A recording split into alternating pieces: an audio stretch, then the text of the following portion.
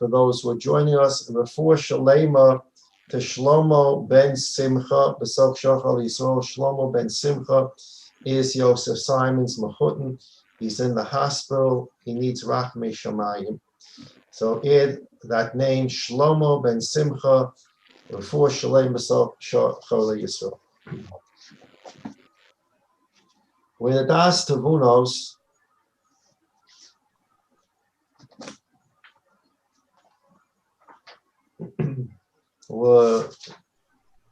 we started a subject on page Peidalid about where does Ra come from. And we're dealing with the years 0 through 6,000, where we can go into great detail. Post 6,000, we don't have that much detail. We learned about it generally through the Ramchal. 0 through 6,000 is a period where the Ra, the Guf, is dominant, and the Neshama is working to rein in the Taivas and the Yetzer Hara and the Eitz Hadas Tov Ra and the dense darkness of the Guf. And this is the period of time of Avodas Hashem. And this is the period of time that we're focusing on for the rest of the Sefer. So the question becomes, where does Ra, evil, suffering, where does it come from? Did God create it? So the Ramchal talks about this, explains that God is Kulei Toiv. He's perfect goodness. And while Toiv is connected to God, in other words, the Tov that we see in the world, there's beautiful apples, there's beautiful oranges, beautiful trees, etc., all the wonderful things that we can enjoy in life. All these things are connected conceptually to God, because God is Kulei Toiv. But before God created the world, the idea of being mashpia, to direct Tov, to creation, that idea didn't exist because there was no creation to direct Tov to give Tov to. There was nothing here. So while the Rebbeinu Shalom was Kulei Toiv and nothing changed about him, nothing changed about him. Ani Rishon v'ani Achron, Ani Hashem lo shanisi. Nothing changed about him, his essence. He was Kulei Toiv before he created the world. But he created this idea, this will, to do good. And that's the good that we see in this world. So while the giving of good is a new concept, it's mechudash that came about with creation, good was already pre-existing creation because God is Kulei Toiv.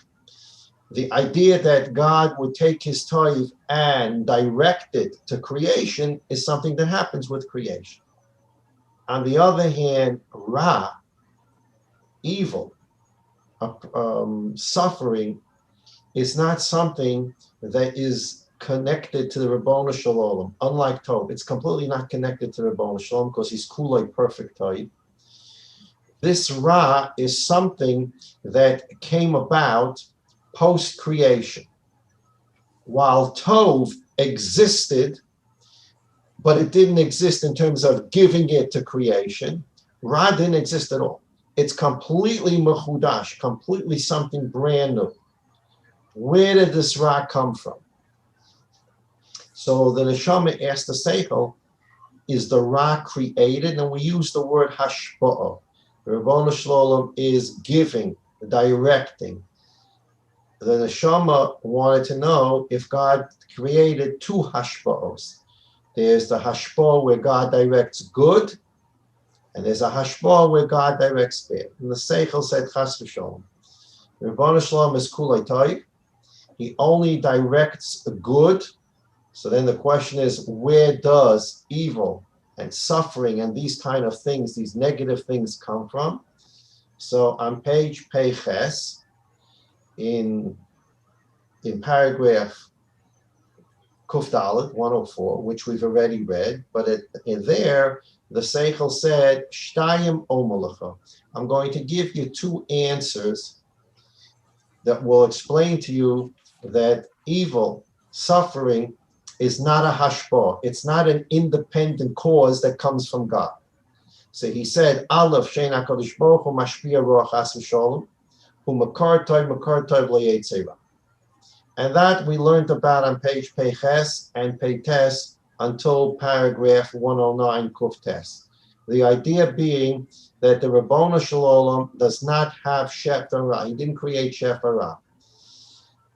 And the reason for that is we have to readjust the way we think about life. We think that living and health is the default position. I was healthy yesterday, I'm healthy today. In order for a person, chas v'sholem, to become sick, God has to send sickness. But every human being is in a state of healthy, good, as a default setting. Oppression, evil comes because God interferes and upsets your default setting and says, you're not going to be entitled to the default setting of good. I'm going to interfere with you and interfere with the goodness. And I'm going to bring bad into your life. Chas v'sholem. Rebbeinu Shalom doesn't do that. Rebbeinu Shalom has a hashbah type. He sends the hashbah, which means the default setting is not that because you live, you'll continue to live. The default setting is chesed min hashamayim. Every second you need the Rebbeinu Shalom's affirmative chesed to keep a person going. Every blade of grass needs every second an affirmative chesed to keep it growing. Everything in the world, Machadish B'chol Yom Tamid Ma'aseh Gracious, needs a Rebbeinu Shalom's affirmative command. Continue to live, continue to exist. There's no automatic default setting that because you're alive, you'll continue to stay alive. We're not talking here about continuation. We're talking about every second the person is totally in Chesed Min Hashemayim. Kol HaNeshama Talel Ka, David HaMelech says in Tehillim, every soul should praise God. The Gemara tells us in Brachas, Kol HaNeshama can also mean Kol HaNeshima. Every breath you take, you have to thank God. Because we took a breath a second ago, the default setting is not that I'm going to breathe in a second or an hour from now. Every second requires an affirmative act by God to keep it going. If the Rebbeinu Shalom, for whatever reason that's happening in Shemayim, decides that a certain person is going to have chas v'sholom, a kidney disease. So Rebbeinu Shalom doesn't have to send affirmatively a kidney disease if you learn that the default setting is kidneys are always healthy. Kidneys are always healthy, then God has to come into a person's life and take away the healthiness. And therefore God is now doing evil. That's not the way the world works. The Rebbeinu Shalom every second is sending a hashpah, kidney work, kidney work, kidney work, kidney work, kidney work. And then, for whatever reason happened in Shemayim, the Rebbeinu Shalom stops sending that hashpah, that affirmative, positive hashpah to the kidney. And then whatever happens to the kidney, happens to the kidney. Not because God sends a disease to the kidney. It's because the Rebbeinu Shalom didn't send that special, positive, healthy hashpah. And therefore, whatever happens in that default setting happens. So that's what the Ramchal explained as the first answer. God does not create evil. He does not direct evil. He only has one hashpah, and that hashpah is toiv. And there's something called hashpah and heder hashpah, the sending of hashpah and the lack of sending of hashpah. But there's no such thing as sending evil. There's hashpah, veheder hashpah, sending affirmatively the good and restraining it and not sending it. And this the Ramchal proved from different psukim, and that was his first answer to the Neshama's question. There's one hashpah type.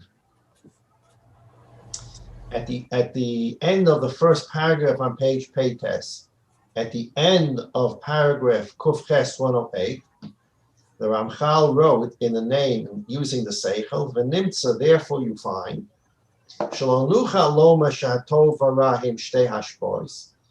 Good and bad are not two separate hashpois, like you think. Avalheim told us hashpa, oh hey adra.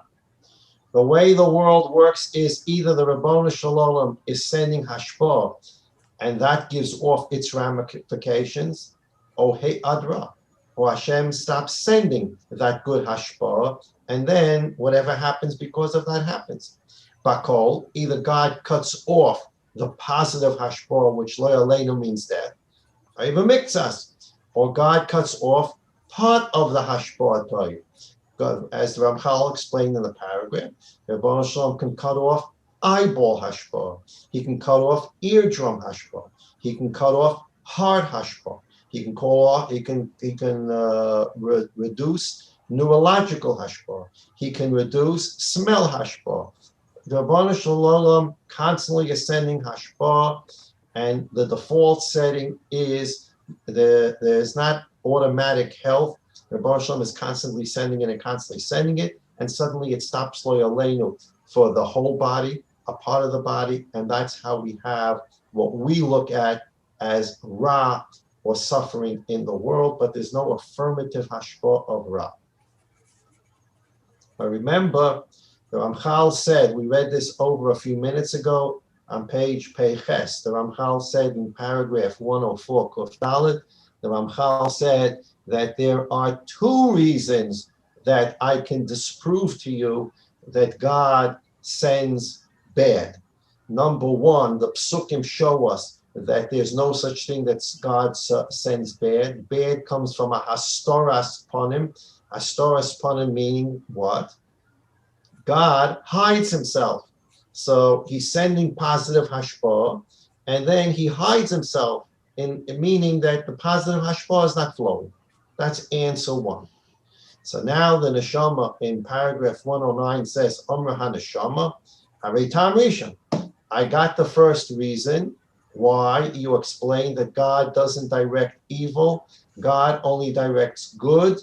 And when he stops directing the good, the ramifications are suffering, but God doesn't send suffering. But you told me there are two reasons. What's the second reason that you have as proof that God doesn't affirmatively send bad, evil, suffering to any particular person? Let's take a look at footnote 195, which is the Rav Friedlander's explanation, so we can see it inside of reason number one. Reason number one meaning that God only sends positive hashpa'ah, and he stops the positive hashpa'ah, which brings about certain ramifications, but he doesn't send the ra. So Rav Friedlander says in footnote 195, initially, before creation, God's light, so to speak, existed in the entire, in infinity, what we'll call for ourselves the universe. There was no such concept that there would be a place that would be dimmed. Before creation, the whole universe was occupied by God and his light. There's no such thing as tzimtzum, withdrawal, or a place where God's light did not shine. Therefore, at that time, there was no possibility of imperfections or evil in the world. There's no such thing possible because God occupied the entire universe, and God is completely good, and God's light occupied everywhere. There's no possibility of evil anywhere. That is a result of tzimtzum. Achrei bria shefa hatoy. After God created the shefa hatoy, remember we explained this. Good is connected to God because he's the perfect good even before the world's created. But with the creation of the world, he created this shefa hatoy. I'm going to give good. And at the same time that God created the shefa, that's the delivery of good to creation, he also created the idea of heder. that this good that I want to direct and send to creation, I can also withhold and not send to creation. He didn't create bad. He created good and the withholding of good. Sheitachin tzimtzum shifai. It now became possible for a tzimtzum, for lack of a better word right now, constriction or withdrawal of all that good shefa, the ma'at oharbe, a little withdrawal, a little constraint, or a lot of constraint. L'chein brias hara hu brias inyan ha'heder. When we talk about creation of evil, it's not a creation, it is a lack of something. V'lo brias shefa shel ra. God did not create a shefa of ra, he created a shefa toiv and a bria that in the toiv there's a ratzon sometimes to withdraw and constrain the toiv. That's it. No creation of ra. Okay, so now Kuftas, paragraph 109. Amra Hanasham Haretam Rishon. You told me the first reason that there's only good and withdrawal or constraining the good, but there's no affirmative creation of ra. And what's the second reason that you were going to tell me to prove that God did not actually affirmatively create ra? Kuf Yud. Amar HaSeichel, the Seichel says, Kasher nedaktik b'metzias hadvor. My first answer to you was based on psukim. In paragraph 108, I quoted you numerous psukim that talk about hastoras ponim. Because of hastoras ponim, things wilt and die away. So from there we see that it's not an affirmative ra, it's a hastoras ponim. When God's light is shining, ha'oras ponim, there's growth, there's success.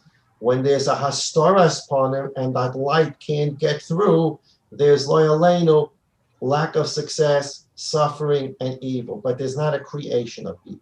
So that proof dealt with through psukim, we see that evil, oppression, suffering comes to the world through a lack of shefa toiv, but not through a shefa ra. That was proved through psukim and the logic that flowed from it. Now the second reason the Seichel says, Kasher didactic b'metzias hadvorim. Let's just look at how the world operates, the metzias of the world. Nimtza, you will find, she'ein harois ela hefsadei hatoivus atzmam. Bad things are not actually done. Bad things are actually the result of the loss of good. We'll see what he's going to explain what he means. If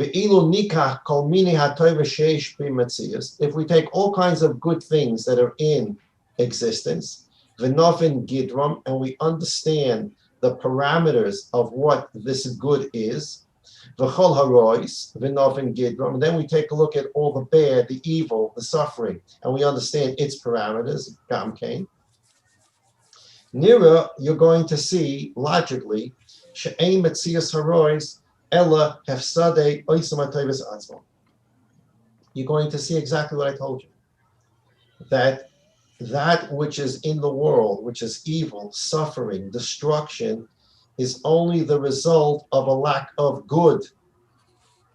Al kain, therefore, ein shayach po loma, ein shayach po loma shtei hashpois. Therefore, because of the metzias that you will see, which he's going to explain, there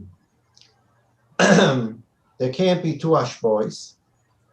Ella hashpo veheodra ubitula bakola b'miktas.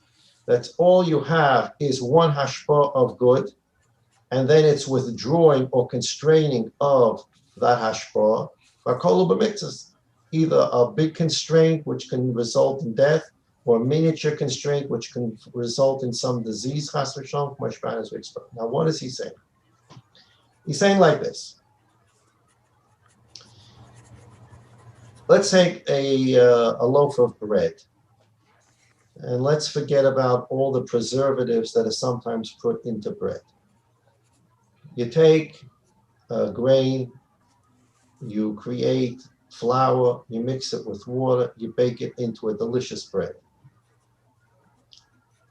and now it's pure, healthy bread.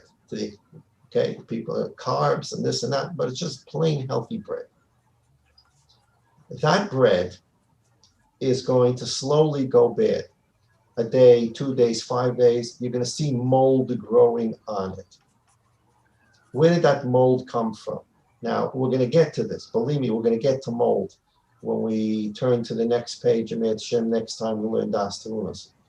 Friedlander talks about this, Ramchal addresses it. We're going to talk about mold and bacteria. We're going to talk about all these things. The bread develops mold. What is that mold? Is that mold that the Rebbeinu Shalom sent mold to the bread? What is that mold? So the Ramchal is developing now an idea. We're just at the beginning of the idea that in the Bria itself, grain is grain. You cut the grain, you make the flour, you mix it with water, and you bake it. There is some, and in order for that bread to remain fresh, it requires a certain hashpah. The grain, for it to grow, required hashpah from HaKadosh Baruch Hu, rain, etc. The miracle of a little seed from the ground coming out into a stalk of grain, an absolute miracle. Hashpah type. You take that and you take your hand and you cut down that stalk of grain. A nest that your hand can move. Chesed min hashamayim, that your hand can move and cut the grain. You take the stalks and you walk and bring them to the place we're going to mill them. A nest, a shefa toiv, that your feet walk and can take the grain to the mill. You now mill it, a tremendous miracle that you have the strength to lift the stones and you pulverize the grain. And now you have flour, a miracle that this grain can now convert into flour. You now take the flour, you bring it home, and you put water into it. An unbelievable miracle that there's such a thing as water in the world, and an unbelievable miracle that God created a system where you mix water and flour and it becomes a dough. You now put the dough in the oven, and the oven has fire. What a miracle from God that there's fire. And now this water and flour, you leave it in the oven, you come back whenever you come back. Maybe you put some egg on the challah, whatever you did. You come back and it's unbelievable. It's a challah, it's bread, it's delicious. It's miracle after miracle after miracle after miracle after miracle. And now you have this loaf of bread. The miracle continues. The bread shall stay fresh. The bread shall stay fresh. The bread shall stay fresh. And in that bria and in that shefa, there comes a point where we call it science. Science says the bread's getting old, it's getting moldy. In the bria itself, which requires the same way a human being needs kidney healthy, kidney healthy, kidney healthy, kidney healthy, kidney healthy, and that requires the Rebbeinu Shalom to do it, and we call that a nister. It's not kriyas yamsuf, but it's a miracle. The same way to keep the body healthy and fresh, kidney healthy, that loaf of bread needs loaf stay fresh, loaf stay fresh, loaf stay fresh. Now, while it's not a nes nigla that a piece of bread stays fresh, it's a nes nister. It's not kriyas yamsuf, it is a nes. When the hashpahas hatoy for that piece of bread comes to an end for whatever cheshbonis there are in Shemayim, which includes science, and the teva that God created in the teva, in the sheishas Yimei Bereshis, that bread will grow mold, but it all comes back to the Rebbeinu Shalom. When that shefa ceases, the bread begins to get moldy and more mold and more mold and more mold till you can't eat. So the Seichel is saying to the Neshama, just look at the Bria. You have this loaf of bread. You left it on your countertop. You ate it day one, you ate it day two, you wake up day three and it looks green and you don't want to eat it. Did elves come in the middle of the night and put mold on the bread? Where did this mold come from? Can HaKadosh Baruch Hu send mold down to the bread? Where did it come from? It's built into the Bria. It's in the Metzias of the Bria that it constantly needs Shefa to remain healthy, good. And if that Shefa gets cut off partially or completely, that thing that was created loses its status. Either the thing dies, the thing wilts, the thing gets sick, whatever it is for a piece of bread, it gets moldy. But you see in the Metzias itself that Shefa is constantly going, and when the Shefa ceases, not when mold is thrown to it, when the Shefa, the positive Shefa ceases, mold grows. But who makes the mold grow? We're going to get to that. The Ramchal is going to deal with bacteria and mold. But what we see from here is it's not the default setting that bread will remain fresh for 6 weeks and God has to interfere and says, I am taking some mold and throwing it on that bread. That's not the way the Bria works, not the way bread works.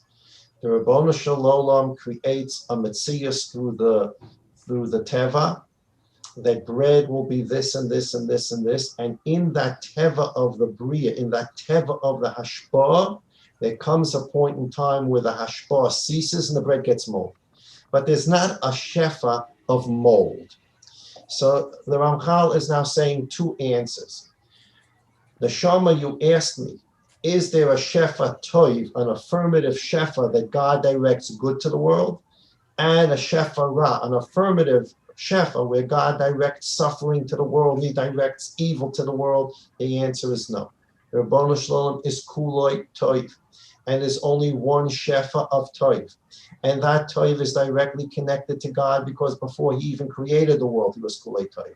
When he created the world, he took that Toiv and made it into a Shefa. That's a whole new thing. There's a not just Toiv, there's a Shefa Toiv.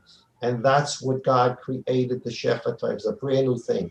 But when he created the Shefa Toiv, he also created in it that he has a Ratzon to withhold that Shefa Toiv, completely death, partially wilting, partially sickness, partially disease, etc. But he did not create a second Shefa to deliver evil to the Ra. And that we see from Sukkim, that Ra occurs from a Hastoras Panim. It occurs when God withholds the good, not because he directs affirmatively good.